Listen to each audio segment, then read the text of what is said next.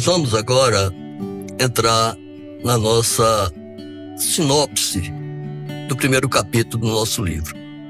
O primeiro capítulo do nosso livro trata sobre a abolição no contexto regional e nacional e, obviamente, a inserção de Mossoró nesse contexto. Esse capítulo a gente tem 3 tópicos importantes. O primeiro é Mossoró na expansão da colonização do Rio Grande do Norte. Como Mossoró se encaixa, como a gente estudou, como a gente percebeu, que dados a gente encontrou sobre o surgimento e o crescimento, o desenvolvimento de Mossoró durante o século XVIII, final do século XVIII e principalmente início do século XIX. Ora, Mossoró surge como uma fazenda criatória, a pecuária era a atividade principal.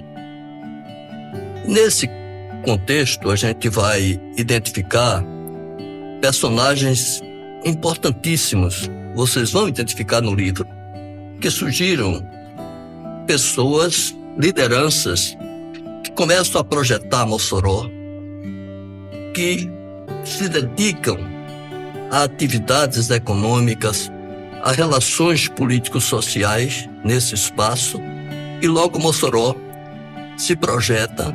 Como eu disse anteriormente na apresentação, nós temos praticamente 50 anos, meio século, e Mossoró já é um centro comercial promissor aqui no Rio Grande do Norte e conhecido no Brasil. Então vocês vão detectar isso no estudo do primeiro capítulo. Alguns personagens vão empolgar vocês, porque eles estão, inclusive, representados no espaço urbano de Mossoró em alguns monumentos. Então, essa abordagem nos leva, como eu disse anteriormente, a algumas identificações nossas com personagens antigos, como eles foram desbravadores, como eles foram criadores de um espaço urbano, de uma cidade importante como Mossoró é hoje.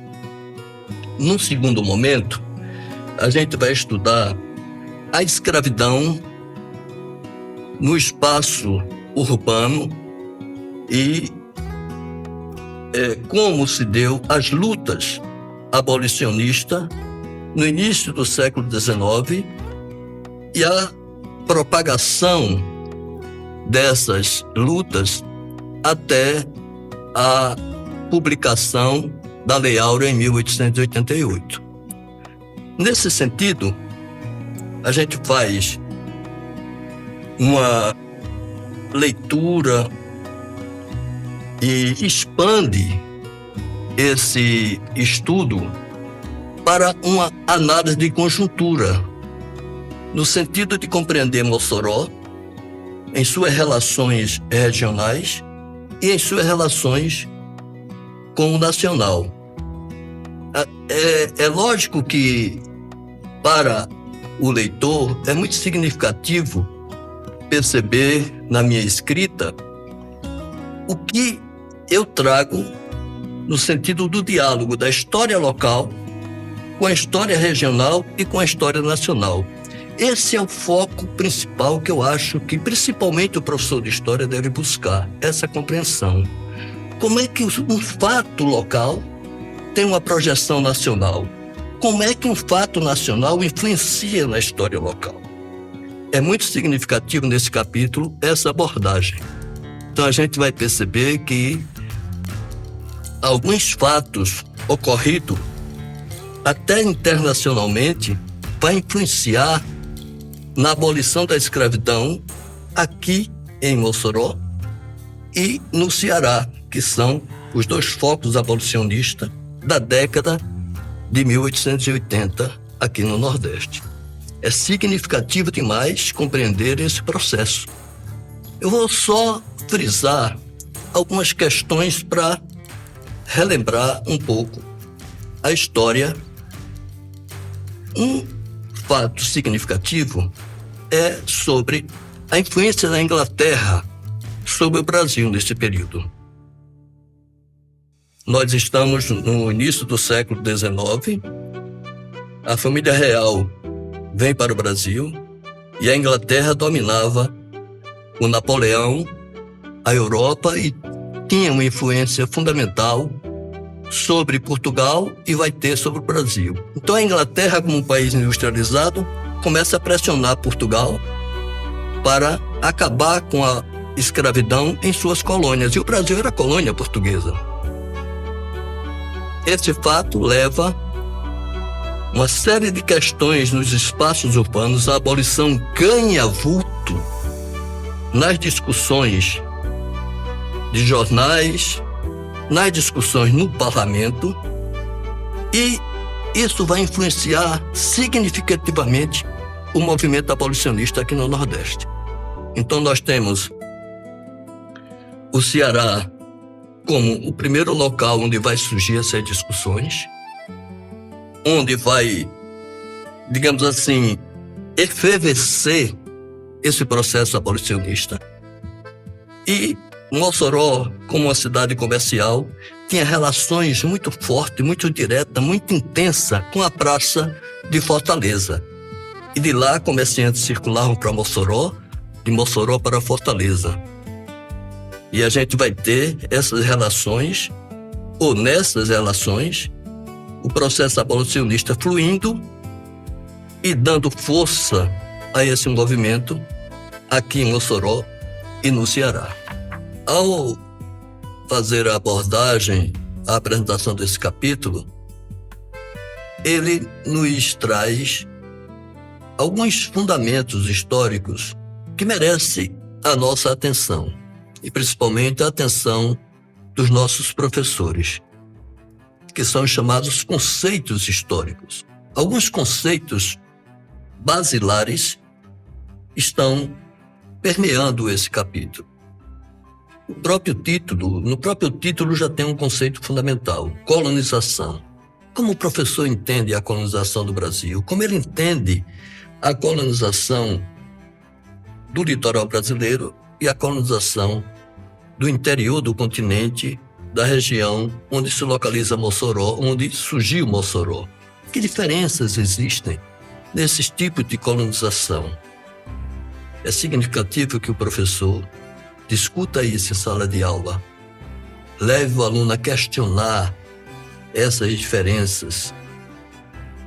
Um outro conceito básico que está também presente nesse capítulo é história local, história regional, história nacional, as relações desses campos históricos.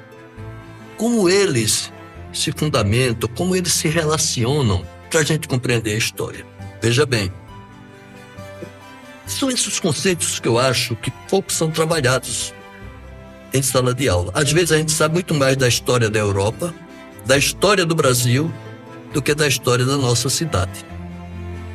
E aí é muito significativo que o professor explore esse capítulo nesse sentido da história de Mossoró, o que essa história fundamentalmente se relacionou com a história regional, com a história nacional, que importância Mossoró ganhou e ganha e tem hoje no cenário nacional.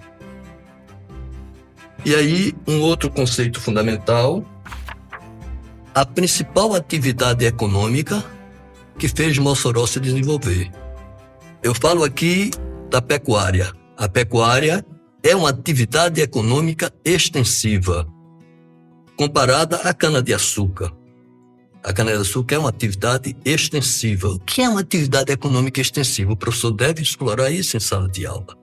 Nós temos algumas atividades que são extensivas e outras que são de pequenas propriedades localizadas, e isso deu fundamentalmente razão para que surgissem os latifúndios no Brasil, as grandes propriedades, os poderes que se estabeleceram de coronéis, e aí uma série de questões que o professor pode buscar na mídia, em outras fontes de pesquisa, e trazer para a sala de aula, levar o aluno a pesquisar sobre isso.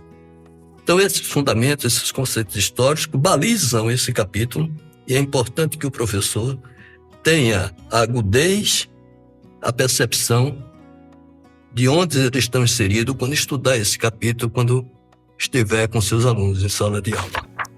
Por último, a gente vai tratar das condições locais e regionais antes da Lei Áurea, que é justamente um pouco do que eu já venho falando, já estou falando. Nós temos que contextualizar o fato histórico para poder encontrar razões e dizer por que é que Mossoró fez a abolição 5 anos antes da Lei Áurea. Por que o Ceará fez a abolição 5 anos também antes da Lei Áurea?